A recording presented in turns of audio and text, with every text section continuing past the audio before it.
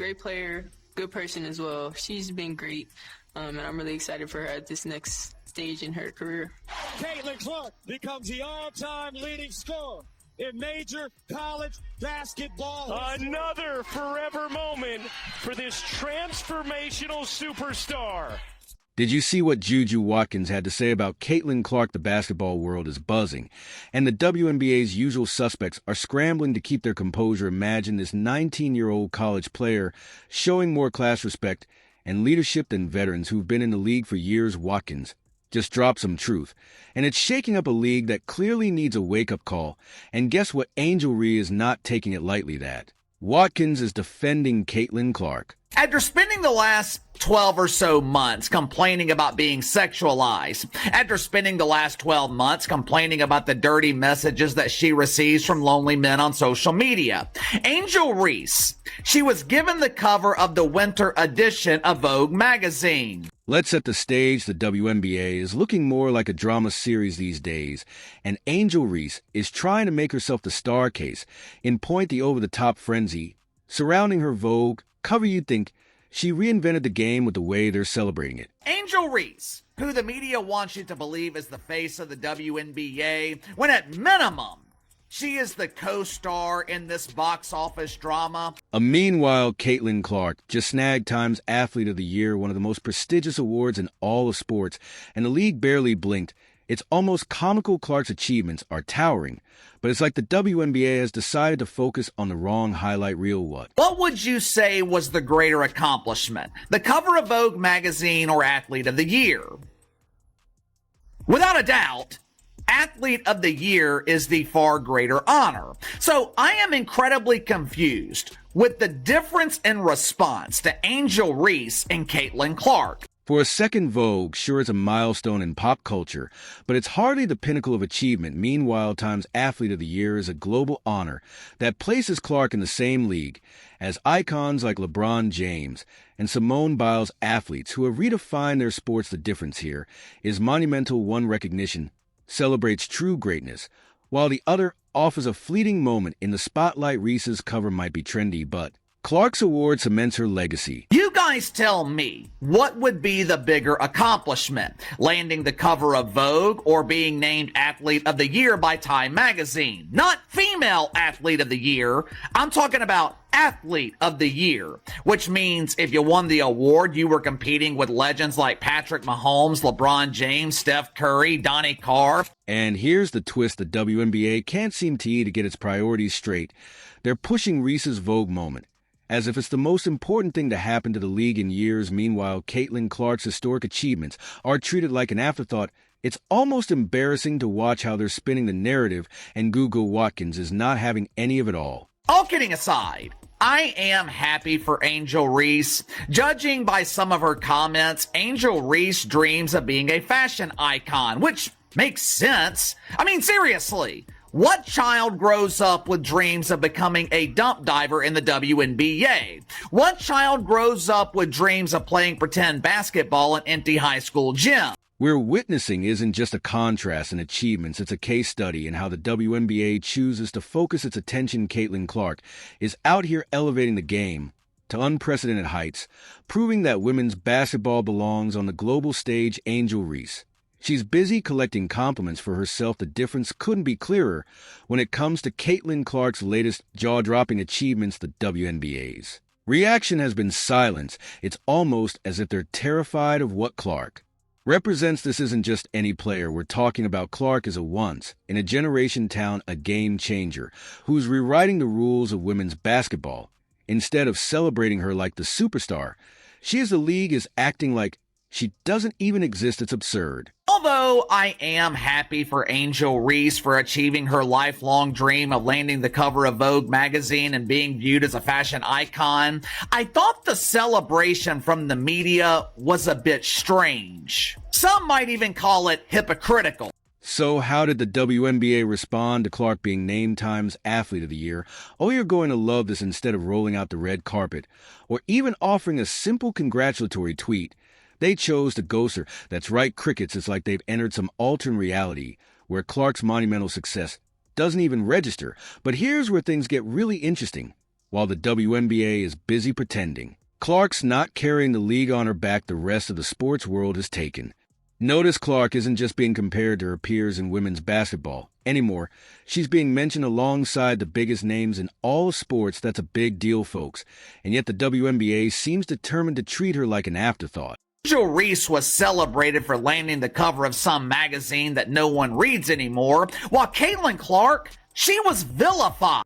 Going on here, it's almost like the WNBA is scared of success, especially when it comes in the form of Caitlin Clark. She's drawing crowds and breaking records. But instead of riding the wave, the league seems intent on pretending it's not happening. It's a bizarre case of self-sabotage. This is how Caitlin Clark was treated by jealous players who directly benefit from her star power. It's also how she was treated by those in the media who also benefit from the drawing power of Caitlin Clark.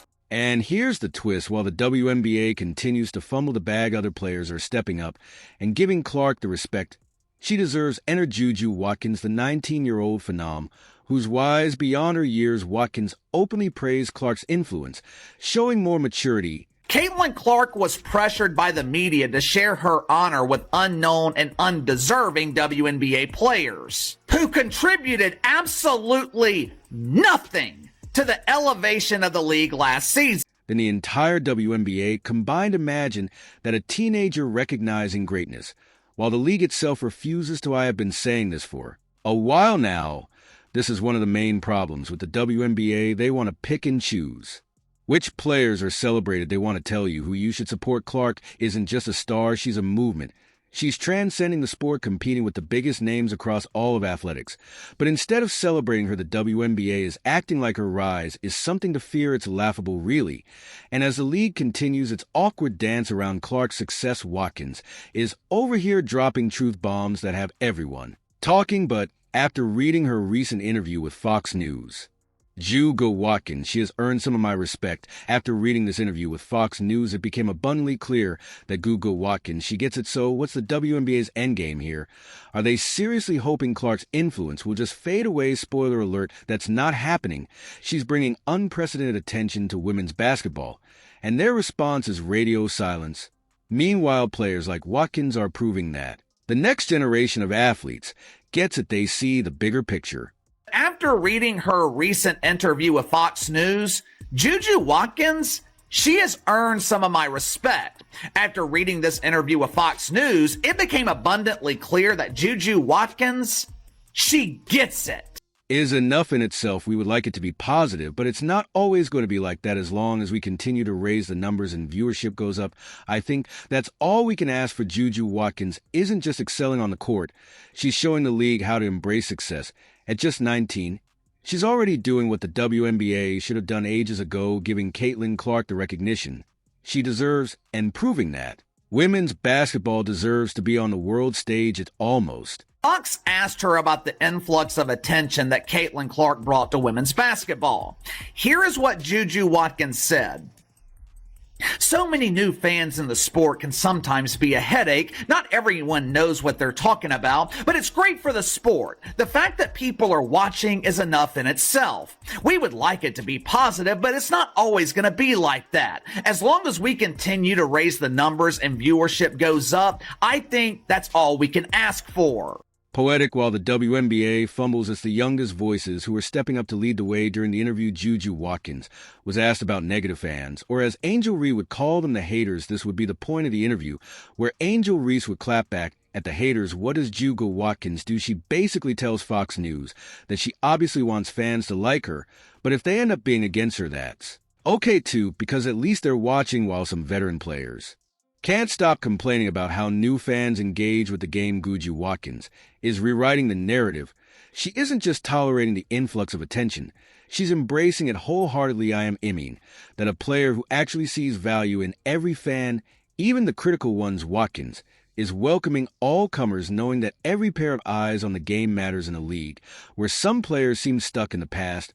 She's proving she's operating on an entirely different level. Notice the clear difference in Her mentality compared to the jealous players in the WNBA. Why is this mindset so revolutionary? Because Watkins understands something so many others in the WNBA haven't figured out. All attention, whether positive or negative, fuels the growth of women's basketball.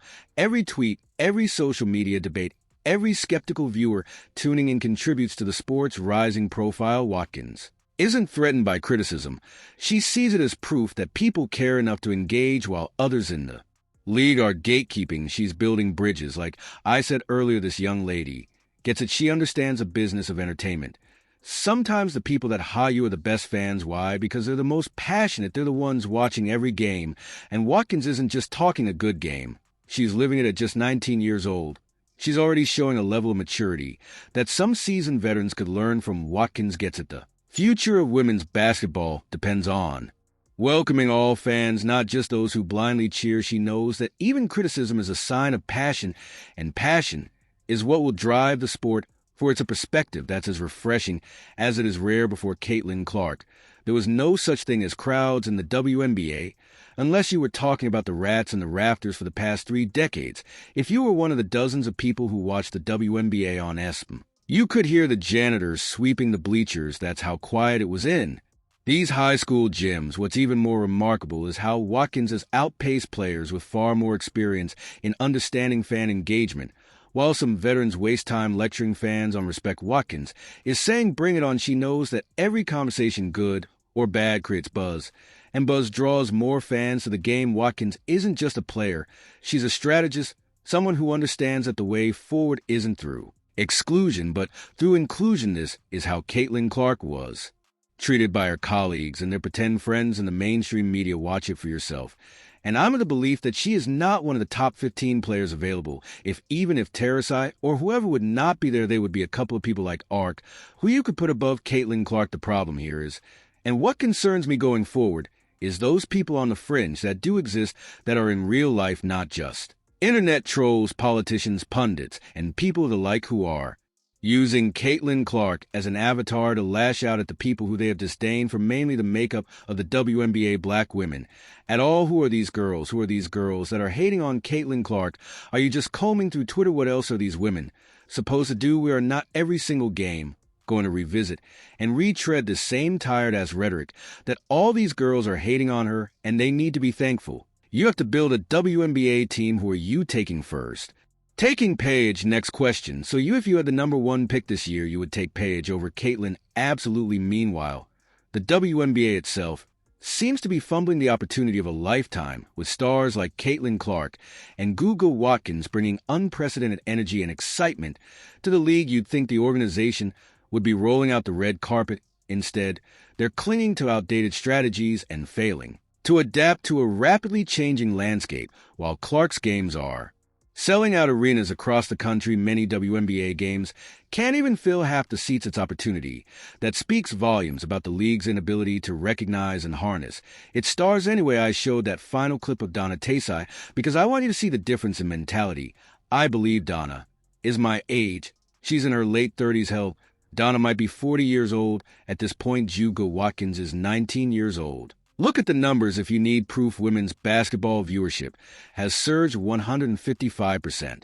WNBA attendance has climbed by almost 50% compared to prior year. These are massive gains, yet the league seems reluctant to capitalize on them. Instead of amplifying the voices of game changers like Clark and Watkins, their focus on tired narratives that don't resonate with today's audience. It's like they're willfully ignoring the players who are driving this surge in popularity. Donna Tasai is old enough to be JuJu Watkins' mother, and yet somehow a teenager is showing more appreciation for the elevation of women's basketball than someone who has spent their entire career playing in front of empty arena. The truth is the WNBA doesn't have time to play it safe. Either they embrace the new wave of talent represented by Clark and Watkins, or they risk fading into irrelevance. These two aren't just extraordinary athletes, they're cultural forces, the kind of players who can carry women's basketball into uncharted territory. Their ability to captivate audiences both on and off the court is exactly what the league needs to secure its future. The media can claim all they want that WNBA players support Caitlin Clark. They don't. The media can claim all they want. WNBA players are not jealous of Caitlin Clark. They are. If you're a fan of the WNBA, you should hope that players adopt the mentality of JuJu Watkins, because there's only so many times that you can tell a fan base that they're racist. There's only so many times you can tell a fan base they're misogynist. There's only so many times. You can give people reasons not to watch your product. Eventually, they will listen. This isn't just about survival.